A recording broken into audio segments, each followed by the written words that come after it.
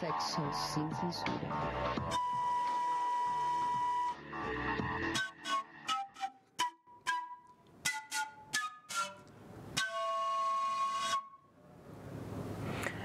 Buenas noches a todos y todas, esto es Sexo sin Censura, el programa que hace Canal Capital y el Diván Rojo con el ánimo de generar reflexiones críticas en torno a la sexualidad y el erotismo. Específicamente hoy pues vamos a seguir tocando el tema de la sexualidad de las mujeres indígenas con el ánimo de visibilizarlo y además de quitarle el tabú a algo que no debería tenerlo, y es justamente la sexualidad. Hoy vamos a hacer un énfasis especial en el tema de las violencias sexuales que sufren algunas de nuestras indígenas en Colombia. Como ustedes pueden ver, pues nos acompaña nuestro periodista indígena Esteban Cuatindoy tocándonos algunas de sus melodías ancestrales. Bienvenido, Esteban, nuevamente acá a Sexo sin Censura. Te pasaste del noticiero ya aquí a hablar de sexo. Y a propósito del tema de hoy, que lo vamos a enfocar al tema de las violencias sexuales que viven las mujeres indígenas, tú como varón indígena, ¿qué piensas al respecto?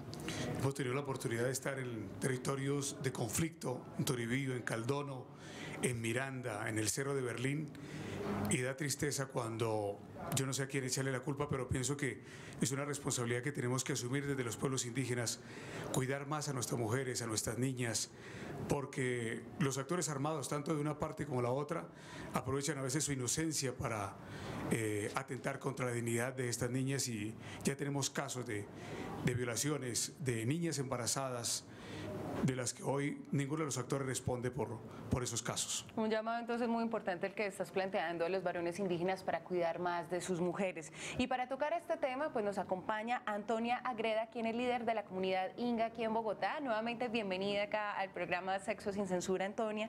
Y cuéntanos cuál es tu lucha como mujer indígena. Pues mamita, Yicham Caipcanche, muchísimas gracias por invitarme nuevamente al programa. Bueno, yo tengo varias luchas todavía que dar. La primera como madre, porque tengo un gran reto de educar a mis hijos con la cultura, dentro de la cultura, y sobre todo que ellos no pierdan esta vitalidad cultural que es del pueblo Inga.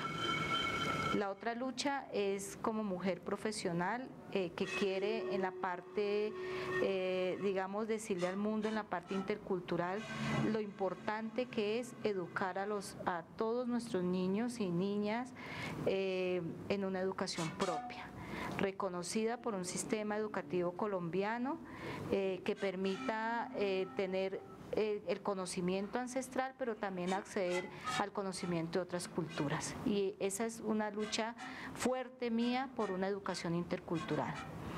La tercera lucha que yo libro es ser mujer sabedora de las plantas medicinales. O sea, es un reto propio, ¿no? Y que debo concluirlo cuando me pase la menstruación, hablando a propósito de la feminidad y de la sexualidad femenina en las mujeres indígenas. Y eso tengo que librarlo a partir de una reeducación propia con mi propia madre, y que a mi madre, mi Dios le dé la vida para que me transmita nuevamente esos saberes que ella tiene.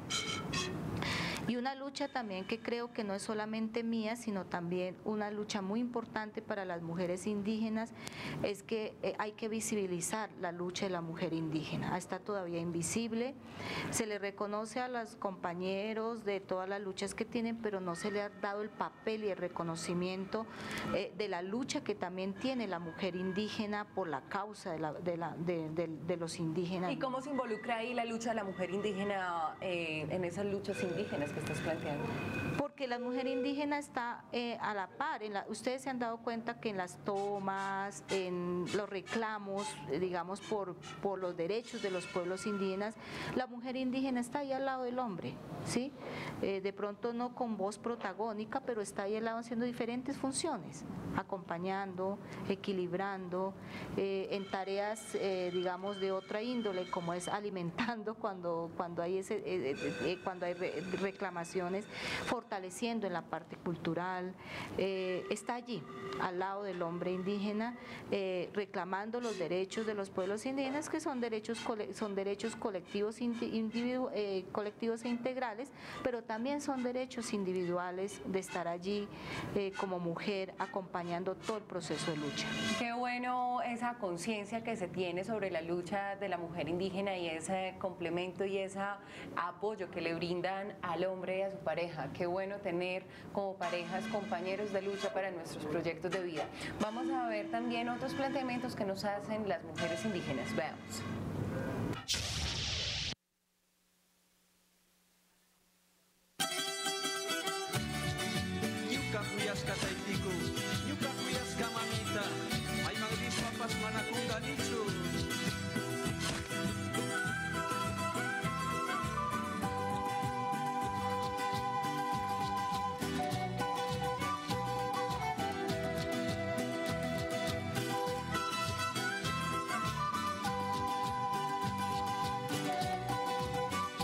Mi nombre es Yolanda Maguaña y soy de indígena quichua.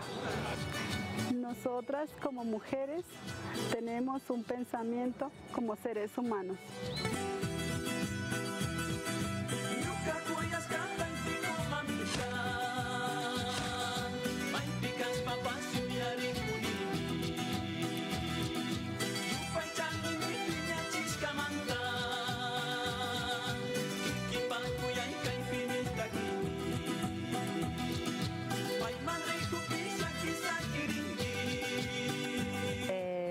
Mi nombre es Luz Maricopaque, pertenezco a la etnia Paez Nasa.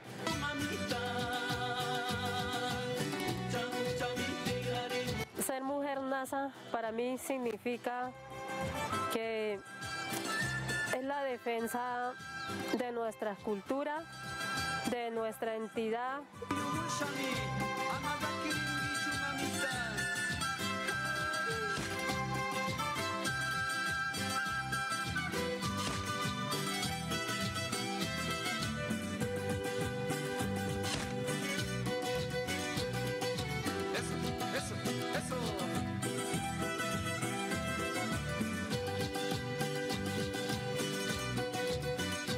Bueno, mi nombre es Patricia Jacanamijoy Jacanamijoy, pertenezco al pueblo indígena Inga de aquí Bogotá.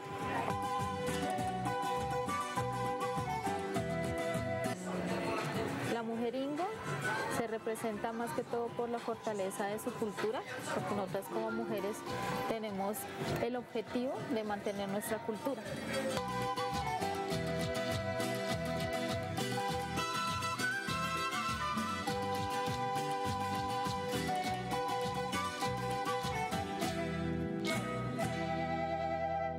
El libro recomendado en Sexo Sin Censura para hoy es Mujeres Indígenas, Sabias y Resistentes, de la Organización Nacional Indígena de Colombia, UNIC, y de la editorial Gente Nueva. En esta segunda edición se resalta la lucha de la mujer indígena, algunas vivencias y testimonios desde su propio liderazgo y resistencia, descritas, investigadas y desarrolladas por la Consejería de Mujer, Familia y Generación de la UNIC.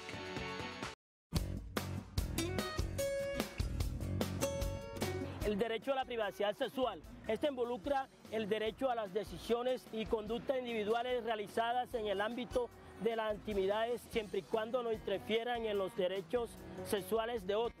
Los derechos sexuales también son derechos humanos. Canal Capital, televisión más humana.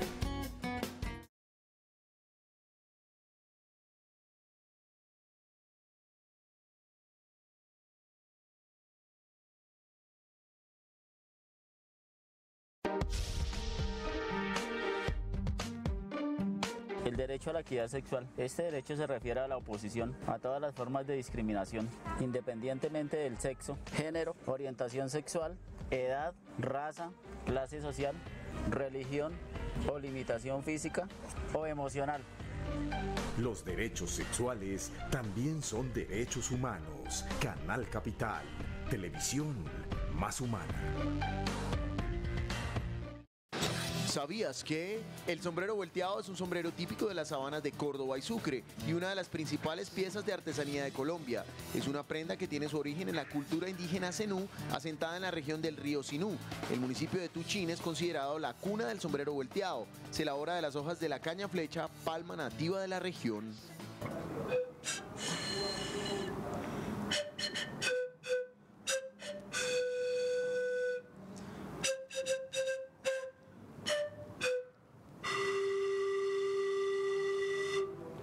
Son más de 80 pueblos indígenas, más de 80 luchas y resistencias, más de 80 sexualidades legítimas y humanas. Descolonicemos el cuerpo y vivamos nuestra propia revolución erótica.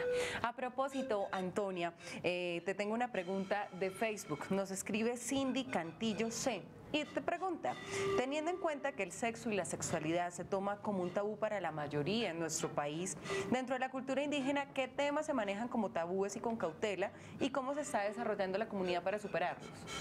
Tabú, por ejemplo, en el matrimonio, digamos, el acto de consumación del matrimonio es todavía un tabú. Cuando hablas de consumación del matrimonio es que... Ahí está el tabú. Pues hacer el amor es tabú todavía para nosotros, ¿ya? Y hablarlo así abiertamente en la comunidad no se utiliza, es al interior de la familia, más reservado. Ustedes lo hacen de manera más libre, nosotros no, todavía eso es bastante fuerte. Digamos, las caricias con el esposo, la esposa, también es tabú y tiene restricción cultural. No vemos a los hombres acariciando a cada rato a las mujeres indígenas, es más en privado, que a propósito para mí, a veces digo que es necesario que el hombre también exprese su ternura frente a la mujer indígena, y lo he dicho de manera pública, en espacios públicos y en espacios académicos, que el hombre indígena debe aprender a mimar más a la mujer indígena. Todo eso es tabú, por ejemplo. Bueno, ahora vamos a ver algunas de esas prohibiciones que tienen otras mujeres en sus culturas indígenas. Veamos.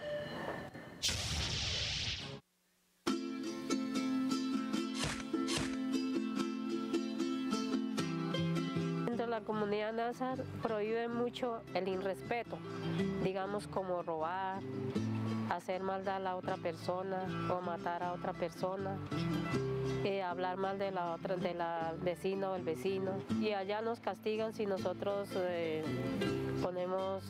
engañamos al esposo con otro hombre, y si hacemos maldad, robamos o matamos a otra persona, entonces allá nos castigan y nos dan juguetes, como 30 o 50 juguetazos.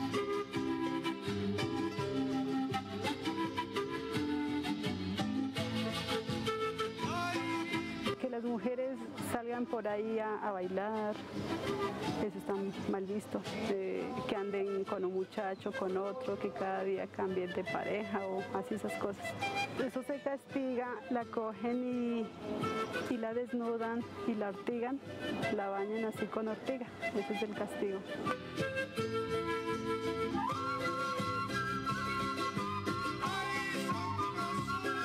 Dentro de las prohibiciones es el no ser perezoso, no robar y no mentir. No es bien visto que una mujer no quiera tener hijos. ¿Por qué? Porque de alguna otra forma nosotras nos crían con esa condición de que nosotros tenemos que reproducirnos para poder tener una familia estable y más que todo para conservar nuestra comunidad. Nosotras no podemos, por ejemplo, en las épocas o en los meses que estamos embarazados o menstruando, no podemos servirle o hacerle comida a un taita médico tradicional. No se le puede atender con las plantas o colaborar con las plantas porque dicen que si nosotros la tocamos o manipulamos, pues pierden como ese espíritu de la planta para curación, se va o se marchita la planta. Y otra restricción es en la parte de liderazgo, que poco se da acá en Bogotá, pero sí en el territorio. Una mujer no puede ser gobernadora en el Putumayo, por ejemplo, sí, porque de todas maneras allá sí existe más que todo el patriarcalismo. What Un saludo muy cordial para los compañeros del programa Sexo sin Censura del Canal Capital. Juan Puicuna, Yitan Kawana Kungichi, hay programa Sexo sin Censura, Canal Capital Manda. Bienvenidos a ver el programa Sexo sin Censura del Canal Capital.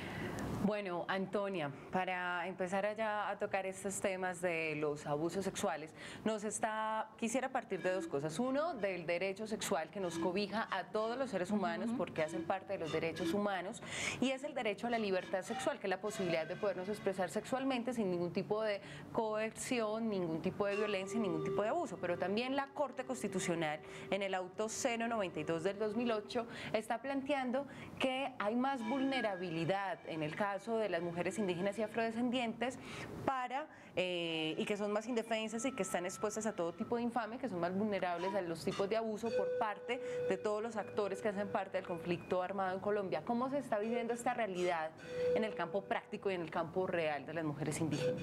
Bueno, eso es una situación bastante delicada, es una situación que efectivamente tiene que ver con dos aspectos fundamentales. La primera tiene que ver con una relación de la autoridad indígena y cómo esta autoridad también defiende el derecho de la mujer indígena, no solamente de manera colectiva, sino también de manera individual. Y en el campo de los derechos humanos, porque las mujeres indígenas que están pues sumidas en el conflicto están absolutamente indefensas, en el sentido de que nadie reclama, nadie dice, hay voces muy calladas, llamaría yo, de esta violación de derechos de las mujeres indígenas. Hay cosas que se conocen en público, como hay cosas que no se dicen al público de estas violaciones. En el caso, por ejemplo, para mí, que las niñas indígenas estén cayendo en prostitución, no por culpa de ellas, sino por todo lo que llega a sus territorios, es algo que también hay que ponerle atención. ¿Qué es lo que está llegando a los territorios que está motivando o está incrementando la prostitución? Por ejemplo, el conflicto armado, la guerrilla, los paramilitares, los proyectos multinacionales, que si no se hace una debida concertación con los pueblos indígenas, afecta mucho a la mujer indígena, porque llegan otros actores que de alguna manera encantan a las niñas indígenas y estas, por supuesto, empiezan a ser parte de ellos, y eso trae consecuencias más adelante. Hijos, por ejemplo, sin padres, que era lo que pues anunciábamos inicialmente, niños que no conocen a sus padres porque sus padres llegan y se van igual, y eso ya es una violencia contra la mujer indígena. Ya estuviste hablando un poco pues de esas empresas transnacionales, también de la participación de guerrilla y paramilitares en este asunto de generar abusos y violencias sexuales contra nuestras mujeres indígenas, pero ¿qué está también pasando con esas bases militares? Cuando tenemos en un territorio indígena cerca bases militares, ¿también implica mayor vulnerabilidad para las mujeres en el caso del abuso sexual? Pues pueden existir, bueno, yo creo que eso también depende de la forma como esté organizada la comunidad indígena a donde llega esa base militar. Lo que yo sí me he visto y que considero que existe es que se empieza a generar relaciones con los militares, ¿no? Y a veces ellos se van y dejan a los niños indígenas, a las mujeres sin padre, reitero. Y entonces, ¿qué están haciendo las mujeres para asumir esos hijos fruto de esos abusos sexuales? Yo considero que eso, más que de la mujer sola, como que vaya a reclamar la paternidad de un niño, es también parte del ejercicio de la autoridad indígena, ¿ya? Porque las mujeres somos parte de una comunidad y como tal tenemos una autoridad indígena que nos representa. En esos casos creo que la autoridad indígena debe tomar cartas en el asunto y dialogar abiertamente con los coroneles de esa base militar para que este tipo de cosas o se prevengan o haya un mutuo acuerdo si hay una pareja que se relacione dentro de esa base militar y que no exista más niños abandonados, por ejemplo, ejemplo, por militares que se olvidan de que tienen hijos con mujeres indígenas. ¿Y qué está pasando al interior o qué medidas se toman al interior de la comunidad indígena cuando el abusador es indígena? Bueno, allí hay una, digamos, hay castigo tradicional. Sin embargo, mi posición como mujer indígena es que cuando haya abuso sexual, así exista jurisdicción especial indígena, debe haber una coordinación en coordinación con la otra jurisdicción. Porque para mí la violencia sexual en la mujer indígena se debe darle no solamente en el campo tradicional, digamos con fuetazos, con latigazos, sino que esto debe tener otro tipo de tratamiento, como por ejemplo que efectivamente se le dé con la otra justicia el debido proceso para que se vaya a las penas que signifiquen tener abuso sexual. Yo nunca estoy de acuerdo que el abuso sexual de mujeres o de niños se ha tratado solamente al interior de la comunidad.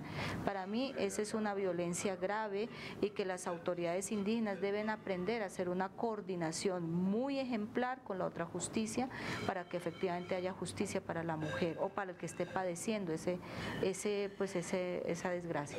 Bueno, te cuento que en Twitter, Emiliana Juana, que es @intitlaloc, nos pregunta ¿cómo y quién determina un abuso? ¿Cómo se castiga y qué pasa con la mujer en este caso? Si es al interior de la autoridad indígena, pues hay todo un juzgamiento. Fundamentalmente está en que la familia dé a conocer a la autoridad indígena el abuso sexual, porque igualmente pueden ocurrir casos callados por vergüenza. Sí, exactamente. Efectivamente hay casos en que la mujer por vergüenza no se acerca a la autoridad indígena a decir me sucedió la violencia sexual. Generalmente debe ser la primera que debe tener la queja es la familia. Pero la pena que se siente al denunciar, ¿de dónde surge? ¿De la sexualidad como tabú? ¿Se siente como una vergüenza, un deshonor a la familia o al cuerpo de la mujer? Sí, puede ser un deshonor de la familia, ¿ya? Porque aquí prima lo colectivo, lo comunitario, y entonces no se tiene en cuenta lo que siente individualmente la persona que es abusada. Por eso la primera voluntad debe ser de la persona que debe ir a poner la queja en la autoridad indígena. Hay castigos de diferente manera, por ejemplo, en el caso de los Inga, pues se acude a los jueces ¿sí? Aquí en Bogotá lo que yo he visto es que se le da juete, ¿ya? Y en el territorio ancestral, allá hay juete, también hay castigo comunitario porque tienen que pagarle, indemnizarle a la persona que está afectada, le deben indemnizar en todo, en comida, en mantenimiento, es una reparación integral que nosotros llamamos al interior de la comunidad. Pero reitero, esos son para mí aspectos muy pequeños porque psicológicamente el que queda abusado queda mal. Y frente a ello pues hay que hacer otro ejercicio como es el espiritual. Entonces el espiritual se trata con los taitas que utilizan la medicina propia para equilibrar espiritualmente, pero igual nada de eso se compara pues con lo que tiene que castigar. Pero un llamado bien interesante el que nos planteas de poder hacer esa integración entre los lineamientos y las leyes indígenas y la autoridad indígena con las autoridades ordinarias para que desde esa integración pueda haber una justicia y reparación para nuestras mujeres indígenas. Recordemos que son más de 80 pueblos indígenas, más de 80 luchas y resistencias y más de 80 sexualidades legítimas y humanas. Descolonicemos el cuerpo y vivamos nuestra propia revolución erótica. Ya seguimos aquí con más Sexo sin Censura. ¿Sabías que Abya Yala es el nombre dado al continente americano por el pueblo cuna de Panamá y Colombia antes de la llegada de Cristóbal Colón y los europeos? Literalmente significaría tierra en plena madurez o tierra de sangre vital. El derecho al placer sexual. El placer sexual, incluyendo el autoerotismo, es fuente de bienestar físico, psicológico, intelectual y espiritual. Los derechos sexuales también son derechos humanos. Canal Capital, televisión más humana.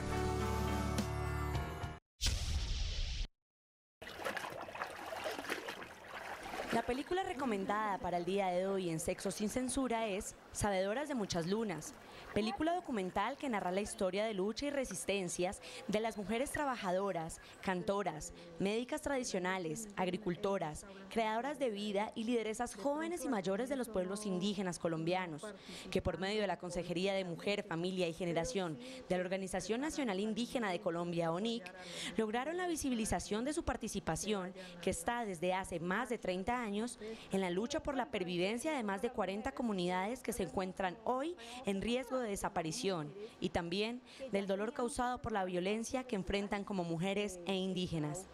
Los grupos ilegales al margen de la ley, como lo es la AUCE, fueron las personas que hicieron mayor perjuicio a las mujeres indígenas.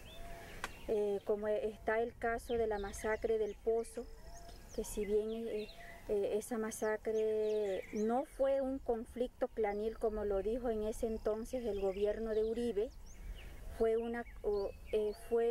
una masacre, y eso pues él utilizó ese discurso también, era pues para desviar una situación real que vivía el Estado colombiano, que vive aún, porque nosotros todavía tenemos un conflicto armado en Colombia. Nosotros vivíamos acá, negros e indígenas, muy vecinos, habían comunidades negras, las comunidades negras se fueron y últimamente se quedaron las comunidades resistiendo, pues porque el indígena no puede salir de su territorio, porque si sale del territorio realmente en la ciudad se muere.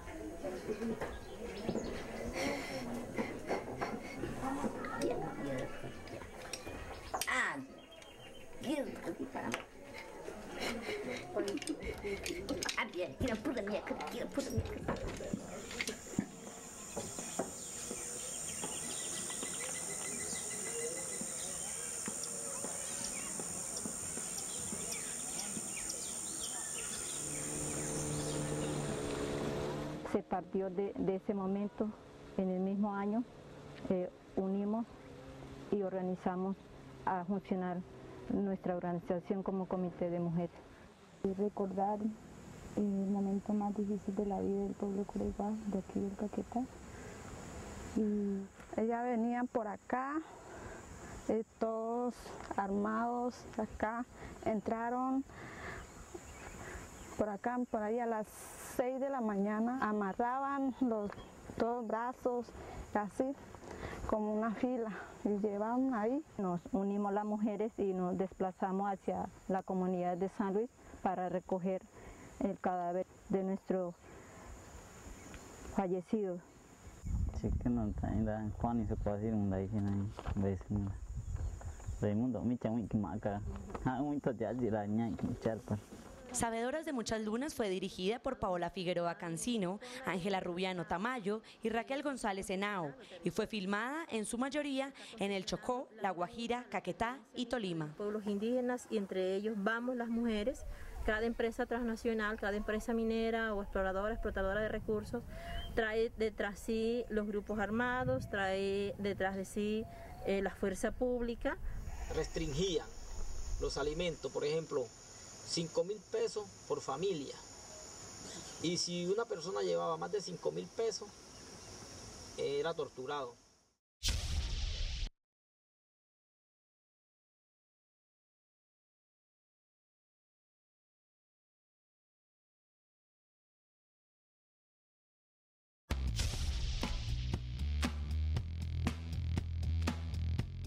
El derecho a la expresión sexual emocional. La expresión sexual va más allá del placer erótico o los actos sexuales.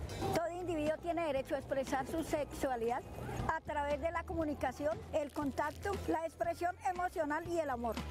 Los derechos sexuales también son derechos humanos. Canal Capital, televisión más humana. ¿Sabías que para los pueblos indígenas la coca no es la mata que mata, sino una planta de vida asociada a rituales de sanación? Por ello es considerada una medicina.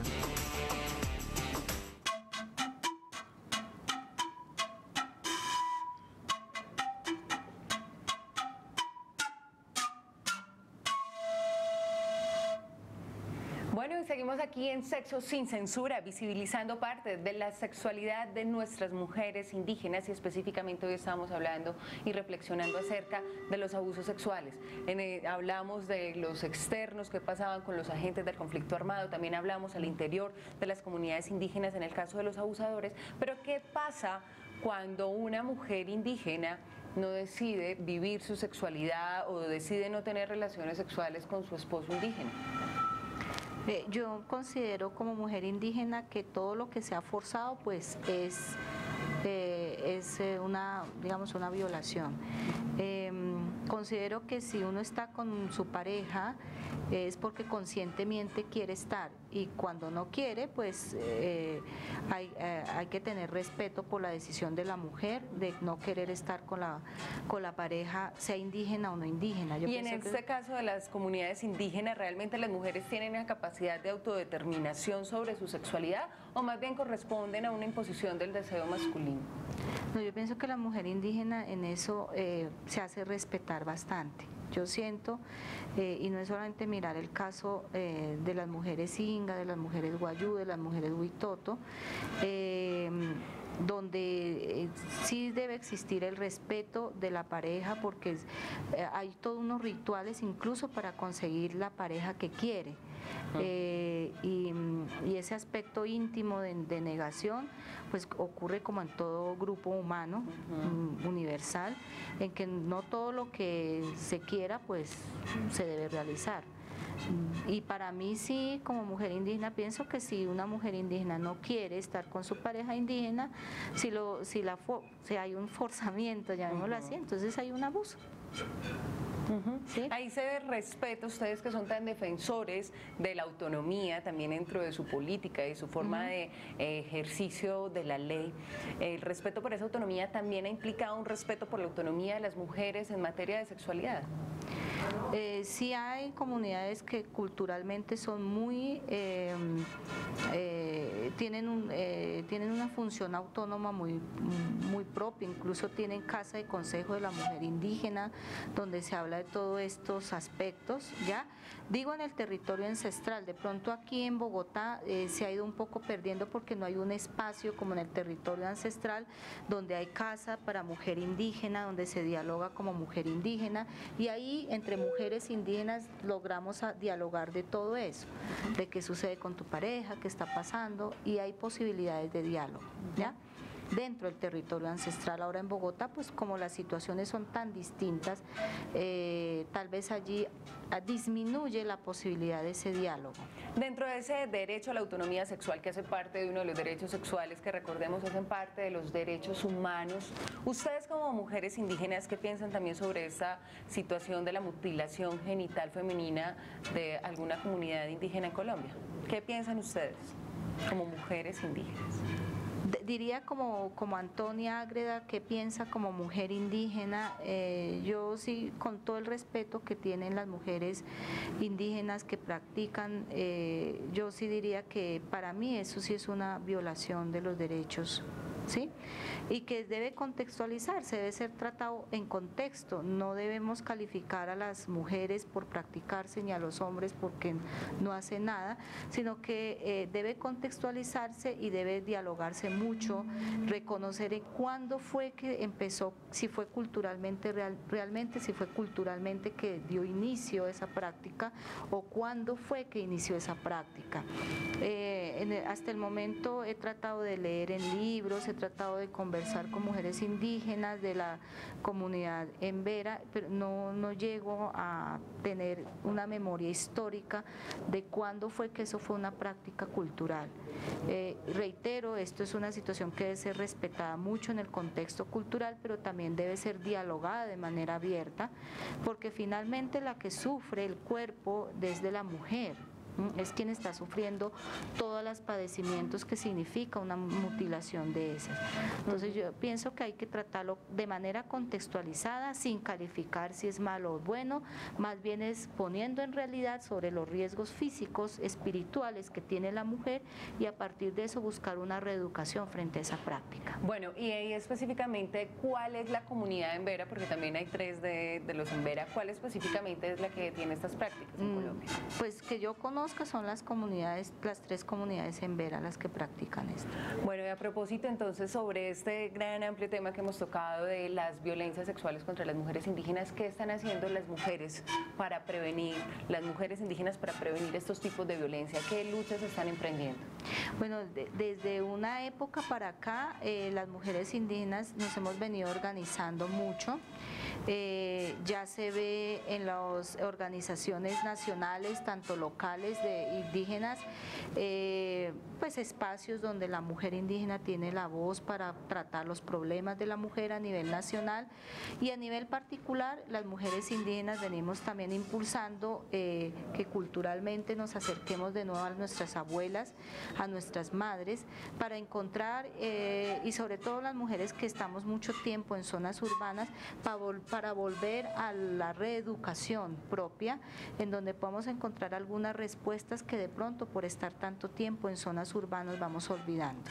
Entonces hay dos espacios que estamos buscando fuertemente. Uno en los espacios de lucha organizada, como son los espacios de las organizaciones indígenas, donde los compañeros indígenas deben dejar el espacio para que la mujer indígena exprese toda su problemática y dé a conocer esa problemática y al interior de nuestras familias recuperando el diálogo familiar. Bueno, Esteban, ¿y tú qué piensas a propósito de lo que plantea Antonia? Los hombres, planteaba desde un principio Antonia, las mujeres estamos también en las luchas que hacen nuestros compañeros. ¿Ustedes también están acompañando las luchas propias de las mujeres indígenas? Y dicen por ahí un viejo adagio que no hay mal que por bien no venga. Y con el tema del conflicto, cuando hemos estado en los territorios hemos visto cómo ha tenido que afianzarse ese apoyo del hombre hacia la mujer y obviamente la mujer desde su núcleo familiar también respaldando al hombre cuando sale a defender su territorio. Yo creo que es un momento importante para la mujer indígena cuando hoy ella apoya, soporta, respalda al hombre y veo que el hombre también está mirando que no solamente es él, sin ella nosotros no podemos salir adelante. Bueno, Esteban, muchas gracias por tu participación, por tus bellas melodías.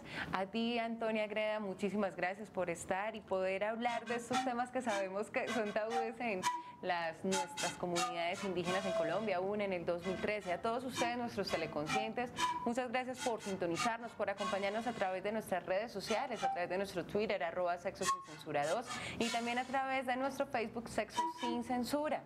Quedamos sin censura porque esto es Canal Capital, televisión más humana.